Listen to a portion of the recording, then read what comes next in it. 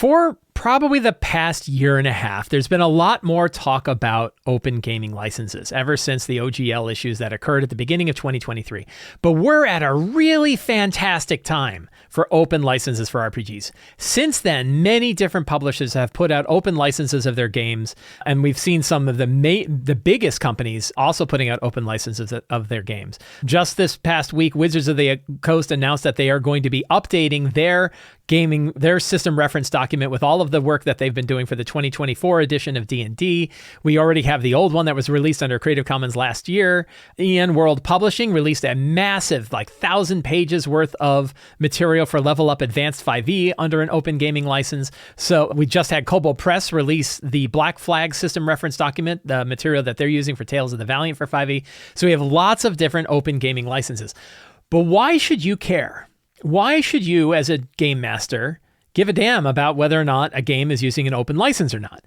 I believe you should. I believe it actually matters quite a bit. And today, I'm going to talk to you about why I think it's important that we have games with open licenses and what that actually gives to us as game masters, not as publishers and producers, nothing like that. So there's lots of different kinds of open licenses, and there's lots of different games that have them. I'm not going to be covering them in this video. I'm not going to talk about all of the different ones you can get and what are the nuances of the license themselves and what matters. I'm going to talk more generally about why this can really help you and help the whole hobby as more games have open licenses for the systems that they're operating under.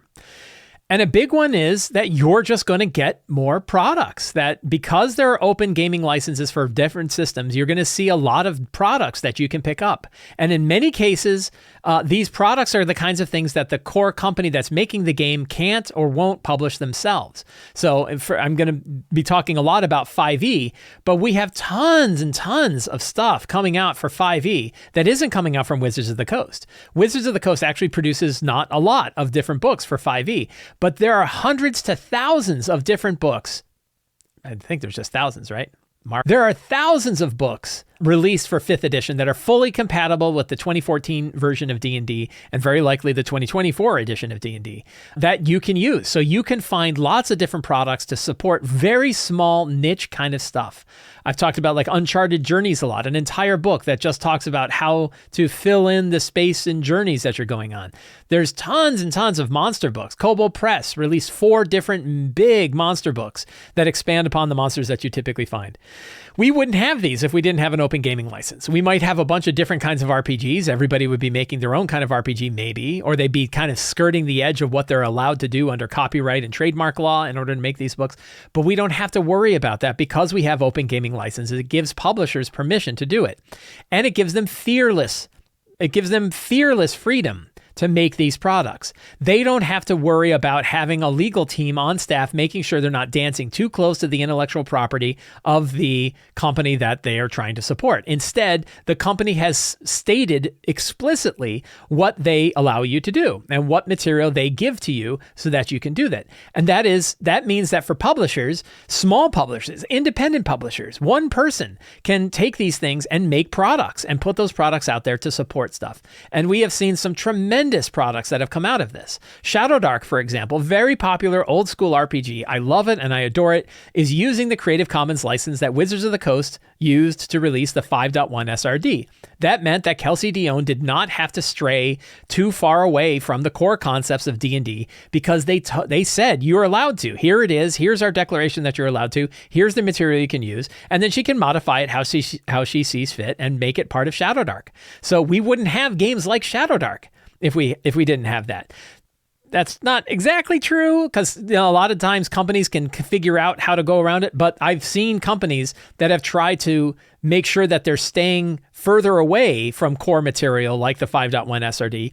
Paizo did this, Level Up Advanced 5e did this, and it took a lot of effort and it took a lot of legal cost to make sure that they didn't dance too close to the kind of stuff that they were worried about doing. Back last year when the OGL thing was going on, every publisher I talked to was worried about this, and many people scuttled entire projects. I've talked to publishers who say that their entire businesses had almost folded because of what was going on with that there was a lot of products that were not getting made ever since that had occurred. But now with the open licenses, individual producers can fearlessly produce products because they know that the companies that put that material out have explicitly stated that they can do that. That's great for us. That means we're going to see lots of products from lots of independent developers that can support really niche or really interesting ideas that we put into our games. A lot of times, these companies are making things that no one else would make. Really micro-focused things that just focus on one specific aspect of the game. We've seen things like 5e hardcore mode, where it just tweaks the rules of 5e in a way that makes it a harder version of D&D than you would typically have.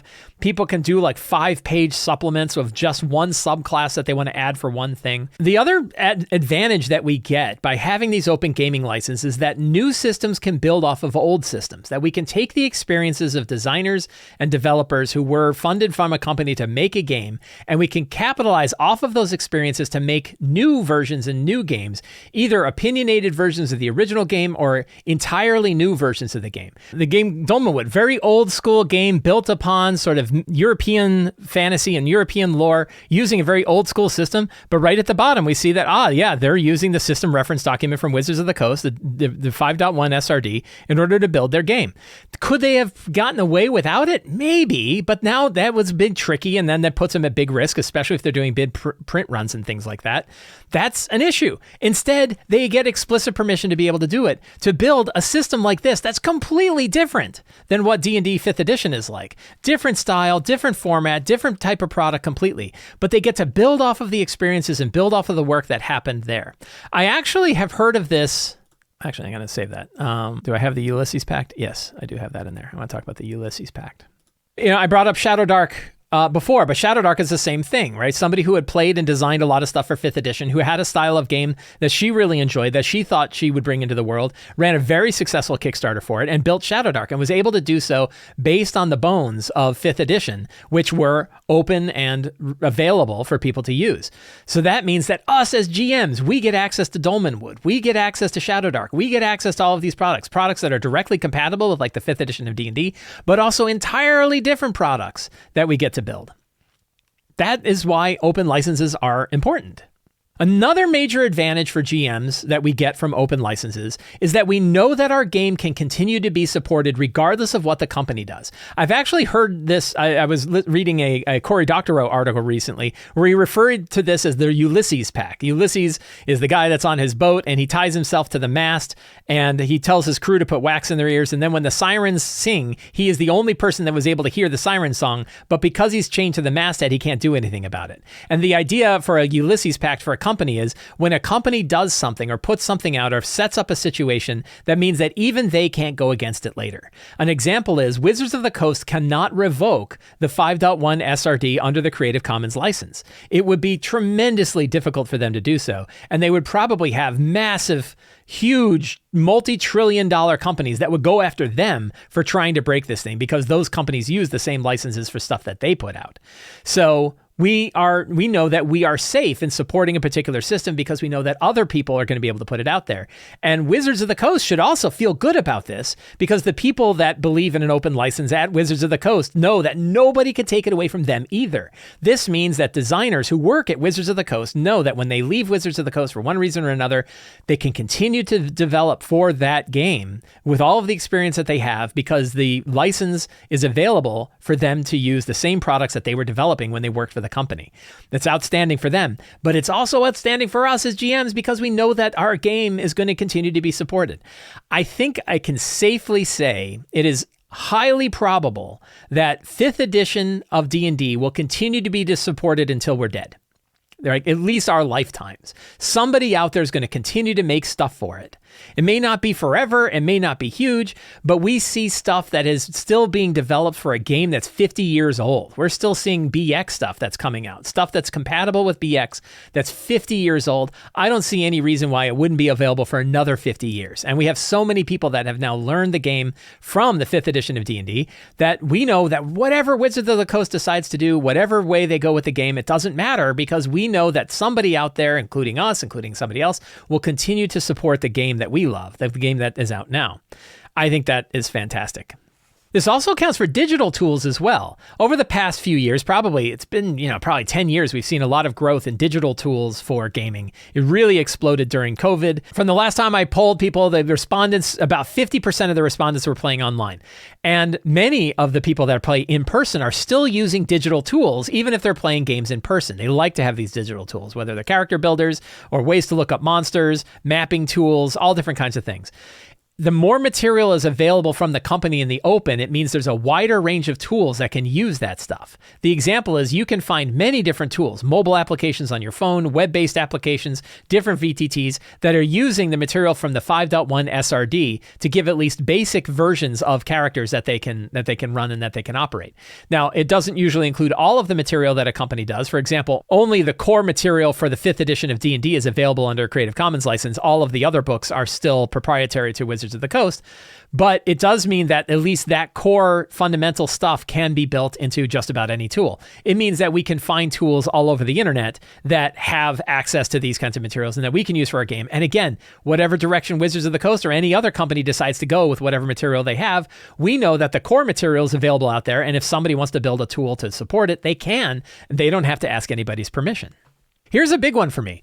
A lot of times there is a barrier to entry for new players in the game. We want players to come in and join our game, but they don't necessarily want to drop 50 or 60 bucks on a player's guide for a book they may only run a couple of times.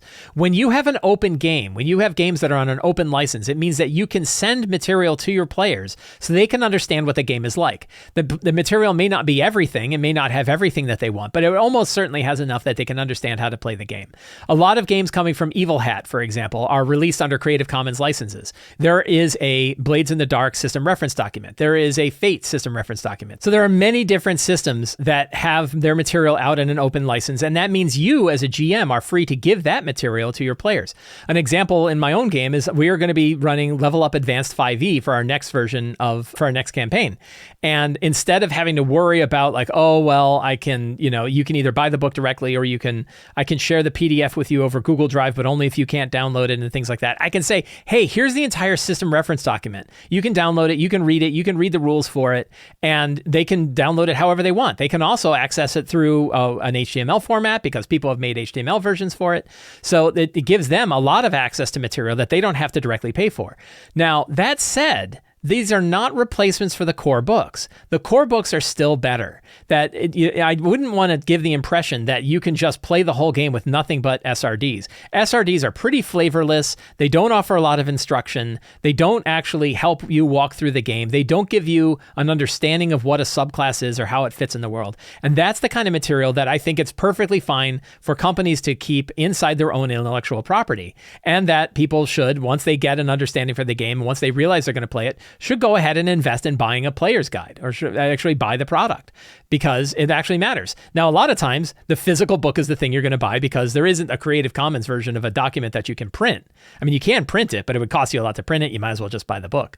So physical books are obviously a really great way to get the actual material that's being given by a publisher.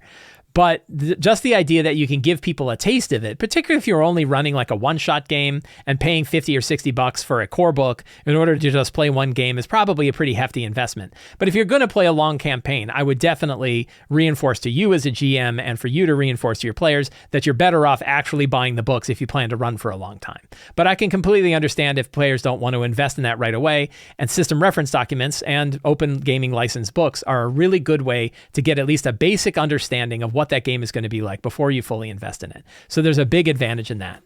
So I think it's very reasonable for GMs, if they hear me talking about open gaming licenses, if they see news articles about tabletop role-playing games and gaming licenses and things like that, to kind of go like, what do I care? That's not actually helping me run my game. The reality is open gaming licenses are making the entire hobby better. It's giving lots of people freedom to build products. It's giving people lots of freedom to be able to expand upon systems, to build new systems that are built upon the experiences of others.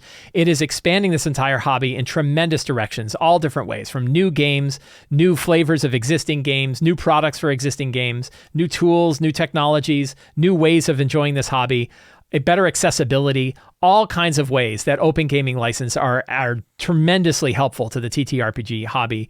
And I can't even express myself. I'm so excited. And really, we are in just such a fantastic time for that to be the case. As I mentioned, Wizards of the Coast already has the 2014 D&D rules out in the 5.1 SRD under a Creative Commons license. Level Up Advanced 5e has a 1,000-page system reference document for their system, independent version of 5e.